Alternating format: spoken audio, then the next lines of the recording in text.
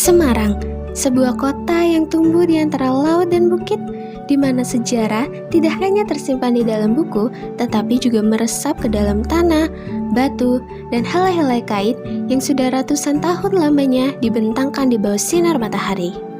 Di balik deretan gedung-gedung modern yang terus bermunculan, di balik lalu lintas yang semakin ramai, ada sebuah sudut kota yang seakan berdiri diam menolak untuk terburu-buru, menolak untuk lupa. Sebuah tempat di mana waktu terasa berjalan dengan irama yang berbeda, di mana aroma malam yang menyegat bercampur dengan asap pagi, di mana suara canting bersentuhan dengan kain bukan sekedar bunyi, melainkan sebuah doa yang dipanjatkan melalui tangan-tangan yang penuh ingatan. Tempat itu bernama Kampung Batik, terletak di kawasan Bubakan, Kota Semarang. Kampung Batik bukan sekedar sebuah nama jalan atau titik koordinat di peta wisata.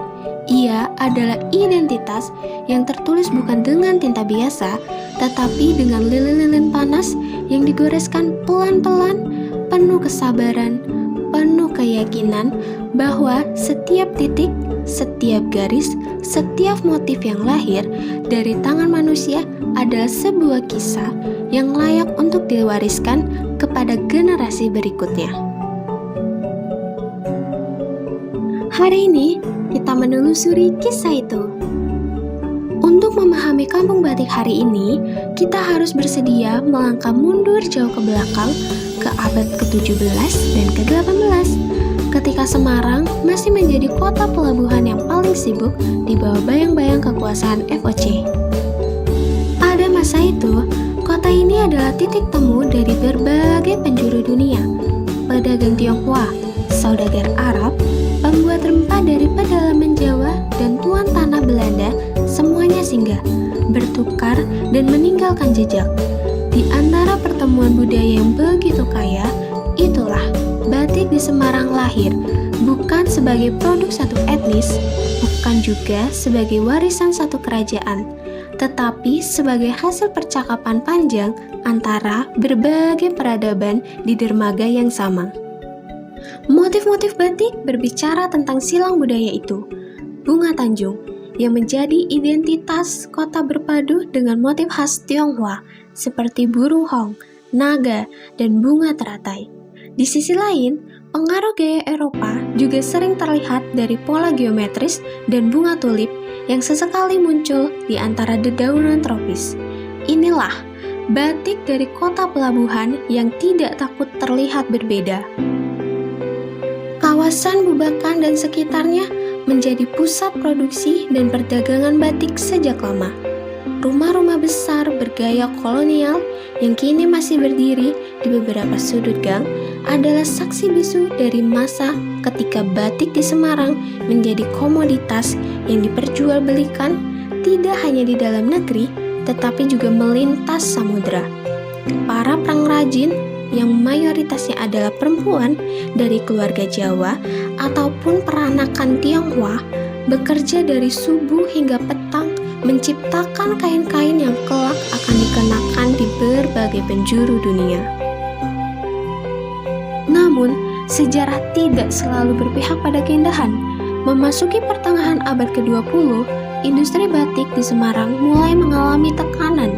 Adanya perubahan selera pasar dan guncangan ekonomi membuat pengrajin meninggalkan usaha turun-menurun mereka.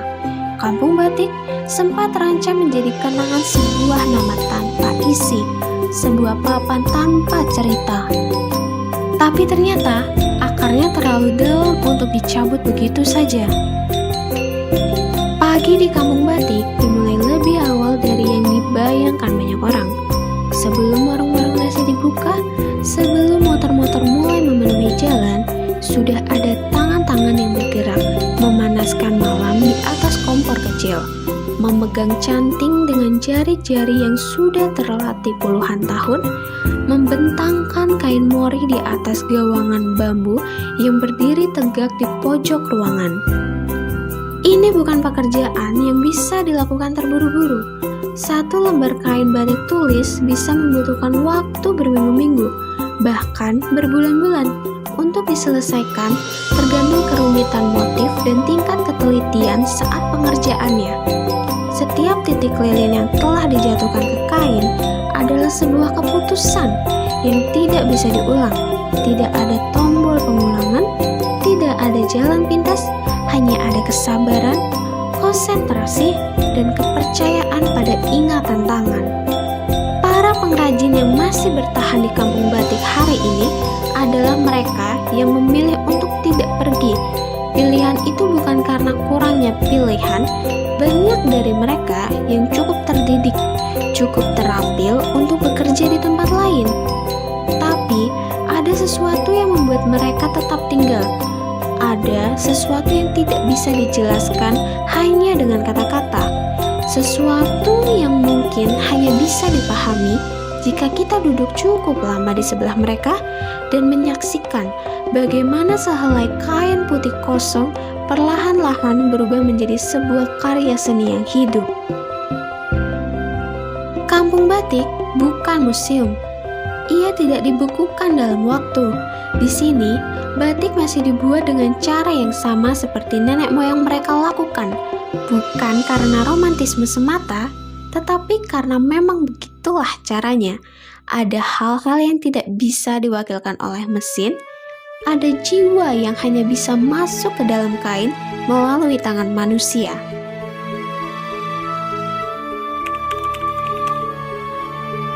Perkenalkan, nama saya Ignatius Prianto. Saya di sini diamani oleh warga untuk mengelola kampung batik, terutama untuk desa wisatanya, yaitu desa wisata Kampung Jadul. Dan tempat ini memang dipakai untuk kelembagaan, terutama untuk Podawis. Ada kelompok sadar wisata tentang Kampung Jadul yang ada di tengah-tengahnya kampung batik. Sejarah kampung batik itu dimulai sebetulnya sejarah batik Nusantara itu dimulai dari Jawa Timur sampai ke Barat, termasuk yang ada di pesisir utara, termasuk di Kota Semarang. Nah, di Kota Semarang itu mulai tahun 1840 sampai 1460 itu sebagai sentra batik yang ada di Jawa Tengah, dan merupakan tempat ini adalah satu-satunya kampung batik yang ada di Kota Semarang. Dan tahun 1945 kebetulan tempat ini menjadi suatu peristiwa yang ada rentetan dengan sejarah pertempuran 5 Hari Semarang, di mana hari yang keempat, tanggal 17 Oktober tahun 45, kampung ini dibakar oleh tentara Jepang, oleh Kidobudaya tentara Jepang, sehingga kegiatan batik di Kota Semarang ini sudah tidak ada lagi, karena memang rumahnya untuk produksi batik ya sudah dibakar habis. Kemudian orang-orang yang sebagai pengrajin batik juga sudah dievakuasi di luar Kota Semarang, sehingga tempat ini sudah vakum sampai tahun 2006. Jadi tinggal nama saja, hanya nama kampung batik, tapi kegiatan batiknya sudah nggak ada. Nah, tahun 2006 digiatkan kembali. Pada waktu itu yang memprakarsa adalah Ibu Sinto, istri dari Bapak Subawi Setarip, di mana Bapak Subawi Setarip itu sebagai wali kota Semarang. Sehingga kegiatan batik di sini mulai tumbuh lagi, digiatkan kembali, sehingga kegiatan membatik di Kota Semarang sudah ada lagi. Bahkan batik yang ada di Kota Semarang sudah ada, bahkan sekarang sudah menjadikan warisan budaya tak benda. Kemudian sekarang sudah mulai berkembang kampung-kampung batik yang dari Kota Semarang, tidak hanya di Kampung Jadul atau di kampung batik yang ada di Kota Semarang, tapi sekarang sudah mulai berkembang luas sampai di daerah Rawasari, kemudian di Malon Gunung Pati. Nah, di sini kan sudah ada kelompok sadar wisata itu. Di situ sudah untuk mengikat, untuk mempererat bagaimana warga itu bisa memperdayakan potensinya, sehingga nanti warga di sini bisa berkegiatan tentang batik. Kemudian di tempat ini juga sudah ada orang-orang yang bisa menangani tentang edukasinya. Jadi pembelajarannya, untuk narasumbernya, kemudian workshopnya berarti itu sudah ada yang menangani, sudah ada timnya.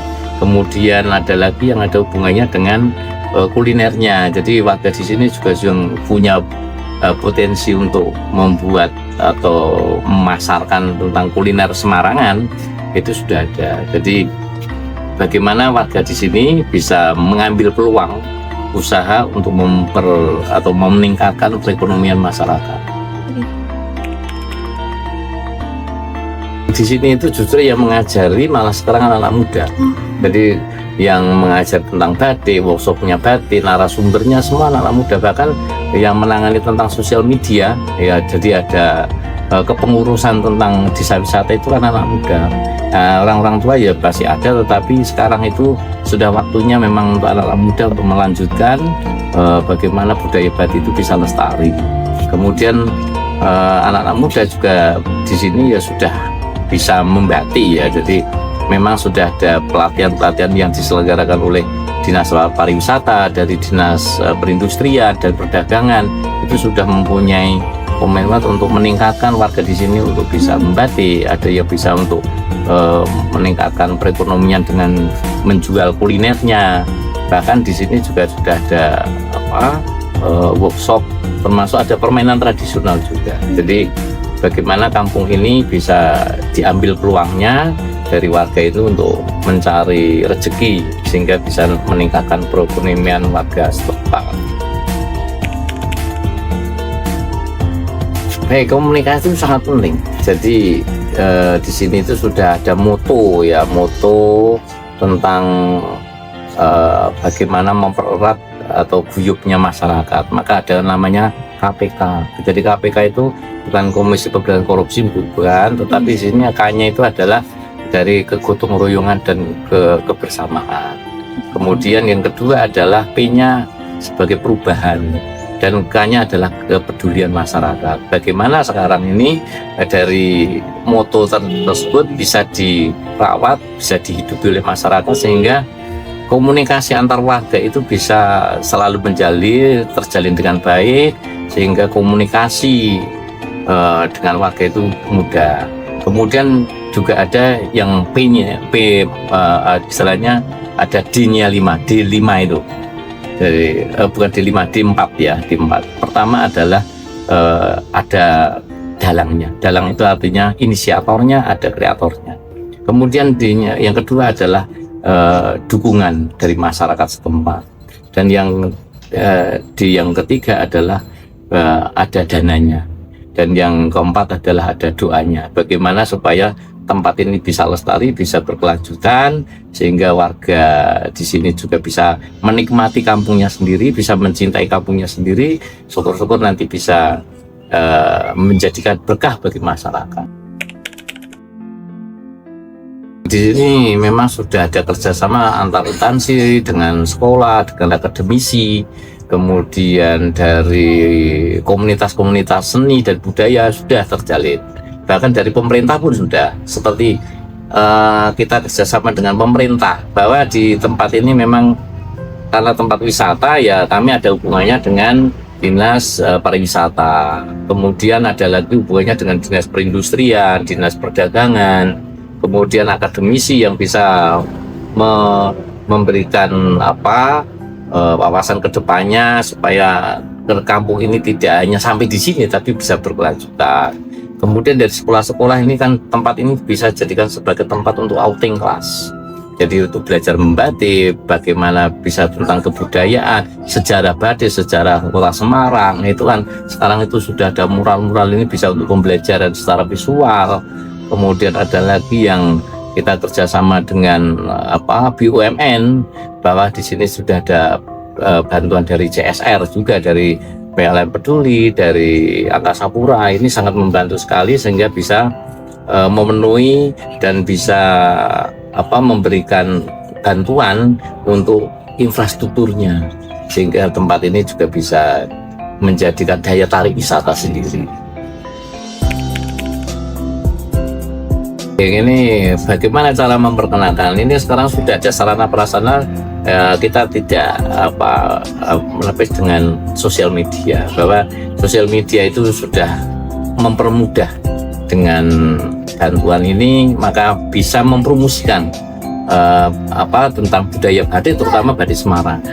Kemudian warga ini juga kami ada namanya offline-nya, jadi ada yang datang, ada kunjungan dari orang-orang yang luar untuk wisata ke sini, itu juga kami perkenalkan, sehingga tidak hanya melalui online saja tetapi juga melalui offline, sehingga orang datang ke sini itu bisa melihat bagaimana proses batik, bagaimana itu bisa belajar tentang workshopnya batik, mengenal tentang batik itu seperti apa, motifnya seperti apa, sampai filosofinya batik itu.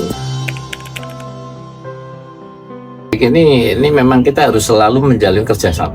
Jadi antara stakeholder dengan pemerintah itu memang harus ada kerjasama. Bagaimanapun wilayah ini juga milik juga pemerintah, dan pemerintah ini harus selalu hadir, negara harus hadir. Bagaimana kita itu bisa berkelanjutan tentang terutama budaya batiknya. Nah, sekarang sudah diakui sebagai warisan budaya dunia, warisan budaya tak benda dunia. Ini bagaimana supaya batik ini bisa berkelanjutan, tidak hanya sampai di sini saja, hanya cerita sini saja, tapi anak-anak muda, terutama anak-anak muda itu bisa meneruskan, mewarisi, bahkan mencintai tentang batik. Karena bagaimanapun ini yang menjadikan jati diri bangsa itu sendiri, sebagai untuk memperkenalkan untuk karya rame, sehingga dunia internasional itu menilai atau bisa menghargai tentang kebudayaan yang ada di Nusantara ini, terutama untuk batik ya. Jika kita mau benar-benar menatap selembar batik, kita akan mulai mendengarkan cerita di baliknya. Motif pada sebuah batik bukan sekadar dekorasi. Mereka adalah sistem pengetahuan. Mereka menyimpan informasi tentang sejarah, kepercayaan, dan cara pandang masyarakat terhadap dunia di sekitar mereka. Membaca batik adalah seperti membaca sebuah buku klasik yang ditulis bukan dengan kata-kata, tetapi dengan warna dan garis. Inilah yang membuat batik tidak bisa sepenuhnya digantikan oleh teknologi, karena setiap lembarnya adalah tafsiran manusia atas dunianya. Setiap pengrajin membawa ciri tangannya sendiri, sudut pandangnya sendiri, dan hidupnya sendiri ke dalam kain yang ia kerjakan. Kampung batik hari ini bukan hanya milik generasi tua. Perlahan tetapi pasti, wajah kawasan ini mulai berubah, bukan dengan meninggalkan masa lalunya, tetapi dengan mengajak masa lalunya berjalan bersama. Beberapa tahun terakhir ini, ada gelombang baru yang mulai terasa. Anak-anak muda, baik yang lahir dan besar di kampung ini maupun yang datang dari luar, mulai tertarik untuk belajar membatik. Workshop membatik yang semula hanya ramai saat ada kunjungan sekolah, kini menjadi magnet bagi wisatawan, mahasiswa, dan siapa saja yang ingin merasakan sendiri sensasi memegang cantik untuk pertama kalinya. Media sosial yang sering dituduh sebagai perusak tradisi, justru dalam beberapa hal menjadi penyelamat. Foto-foto kain batik yang diunggah oleh para pengrajin muda menjangkau audiens yang tidak pernah terbayangkan sebelumnya. Motif-motif tradisional mulai dipadukan dengan estetika kontemporer, sehingga menghasilkan batik yang tetap berakar tetapi tidak terasa kuno, tetap otentik untuk anak zaman sekarang. Tetapi, tidak semua perubahan berjalan mulus. Ada ketegangan antara mereka yang ingin mempertahankan kemurnian teknik dan mereka yang ingin bereksplorasi lebih bebas. Ada pertanyaan tentang apa yang boleh diubah dan apa yang harus dijaga. Pertanyaan-pertanyaan itu tidak selalu memiliki jawaban yang mudah, dan mungkin memang tidak harus memilikinya. Karena budaya yang hidup adalah budaya yang terus mengembangkan dirinya sendiri. Menjelang sore, cahaya di kampung batik berubah menjadi kemasan. Angin sore bertiup pelan seakan menerpa wajah dengan halus, seperti canting menerpa kain bermotif yang indah sebagai sebuah karya seni.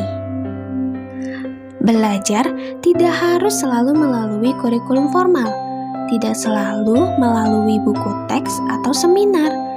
Kadang ia bekerja melalui duduk dengan berdampingan, menatap, dan mendengarkan suara canting yang bergesekan dengan kain. Itulah cara pengetahuan berpindah dari satu generasi ke generasi berikutnya. Bukan hanya sebagai keterampilan, tetapi sebagai cara hidup, sebagai cara memandang dunia. Kampung Batik Semarang adalah pengingat bahwa identitas sebuah kota tidak hanya dibangun oleh gedung-gedungnya, bukan oleh jalan-jalan lebarnya, bukan juga oleh angka-angka pertumbuhan ekonominya. Identitas sebuah kota dibangun oleh hal-hal yang tidak terlihat di permukaan, oleh kebiasaan-kebiasaan kecil yang diulang setiap hari, oleh nilai-nilai yang diwariskan tanpa perlu dideklarisasikan, oleh tangan-tangan yang terus bergerak meskipun dunia luar terus berubah dengan kecepatan yang semakin sulit untuk diikuti. Selama masih ada yang mau memegang canting, selama masih ada yang mau duduk berjam-jam dalam keheningan dan menuangkan pikiran ke dalam kain, selama masih ada yang percaya bahwa keindahan yang lahir perlahan-lahan jauh lebih bermakna dari keindahan yang instan, maka Kampung Batik akan terus hidup, bukan hanya sebagai destinasi wisata, tetapi sebagai bukti bahwa manusia masih mampu menciptakan sesuatu yang bermakna, bertahan, dan layak untuk diwariskan. Semarang menyimpan banyak rahasia. Salah satu yang paling indah dari rahasia-rahasia itu adalah ganggang sempitnya yang berbau lilin dan pewarna, dengan tangan yang tidak berhenti menggoreskan cerita di atas kain yang terus dibentangkan hari demi hari. Karena batik bukan hanya kain, batik adalah cara sebuah kota mengingat